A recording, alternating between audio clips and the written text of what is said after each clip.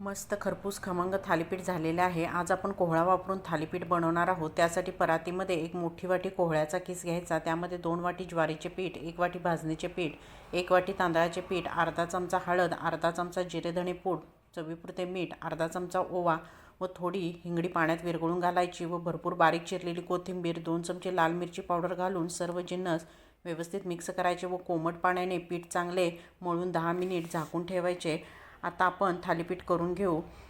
छोटा गोळा घेऊन पुन्हा थोडं मळून घ्यायचं व भाकरीप्रमाणे पातळ थालीपीठ थापून घ्यायचे। गॅसवर लोखंडी तवा गरम करण्यास ठेवला आहे। तव्यावर थोडं तेल सोडायचे, त्यावर थापलेले थालीपीठ टाकायचे, वरील बाजूस पाणी लावायचे व व्हिडिओ दाखवल्याप्रमाणे बोटे उठवायची। सर्व बाजूनी तेल व थोडं पाणी सोडून त्यावर झाकण ठेवायचे। गॅस हा मीडियम टू हाय फ्लेमवर ठेवून थालीपीठ खरपूस भाजून घ्यायचे। नक्की रेसिपी ट्राय करा व चॅनलला माझ्या सबस्क्राईब करा।